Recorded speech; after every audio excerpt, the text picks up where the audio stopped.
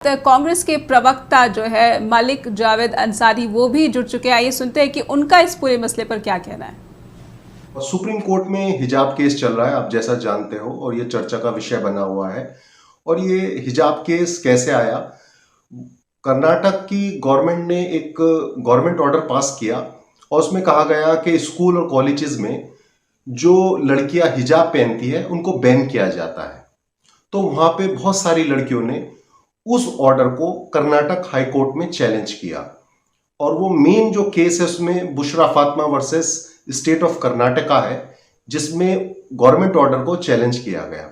और Karnataka high court के 3 जजेस की बेंच ने एक फैसला सुनाया कि हिजाब is not the essential practice of Islam.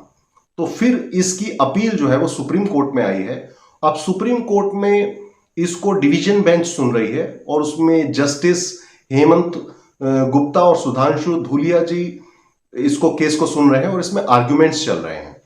लेकिन इसमें अपील में यह कहा गया है कि जो ये फैसला आया है हाई कोर्ट का, उसमें केवल आर्टिकल 25 यानी अनुच्छेद 25 को ही उन्होंने देखा है और article 19 freedom of expression 19(1) clause A को इग्नोर किया गया है और article 21 right to liberty, right to privacy को भी नहीं देखा हाई कोर्ट ने। इसलिए इसको चैलेंज किया गया है कर्नाटका हाई कोर्ट के।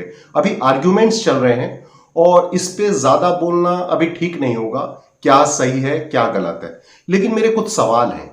सवाल यह है कि क्या अब हमारे देश की सरकारें, हमारी राज्यों की सरकारें ये डिसाइड करेंगी हमें क्या पहनना है, हमें क्या बोलना है, हमें क्या खाना है, हमें क्या पीना है?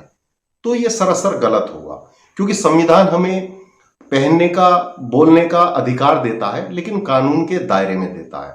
और दूसरी बात, इस हिजाब केस को ईरान का हिजाब प्रोटेस्ट जो चल रहा है उससे भी कंपैरिजन किया जा रहा है, जो कि सरासर गलत है। वो गलत इसलिए है क्योंकि ईरान जो है इस्लामिक रिपब्लिक ऑफ ईरान है, वो इस्लामिक स्टेट है, और हम जो है रिपब्लिक ऑफ इंडिया है। और हमारा जो कानून चलता है वो संविधान के अनुसार चलता है और संविधान से चलता है। फॉर एग्जाम्पल मैं आपको कहना चाहूंगा कि हमारा कंट्री जो है वो डाइवर्स है, और डाइवर्स का एक एग्जाम्पल ये है, ये हमारा करेंसी है और करेंसी में 15 लैंग्वेजेस लिखी हैं। हमारे करेंसी पे अगर आप देखोगे, अपनी पॉकेट में होगा तो उस पर 15 भाषाएं लिखी हैं। और 15 भाषाएं लिखी है, अगर कोई सरकार ये कहे कि एक ही भाषा लिखी जाएगी तो क्या ये सही होगा? बिल्कुल नहीं होगा मेरे हिसाब से। और दूसरी चीज ये है, एक और एग्जाम्पल मैं आपको अगर दूं, जैसे इंग्लैंड में है, वहां पे ईद की छुट्टी नहीं होती है, लेकिन हमारे देश में ईद की छुट्टी होती है, पब्लिक हॉलीडे होता है। तो अगर ये कहा जाए वहां पे छुट्टी नहीं होती, यहां पे छुट्टी होती है, तो उसको खत्म किया जाए, तो ये भी गलत होगा। और दूसरा एग्जाम्पल अगर मैं आपको दूं, काउ स्लॉटर पे बहुत सारी राज्य जो है वो बहुत स्ट्रिक्ट है।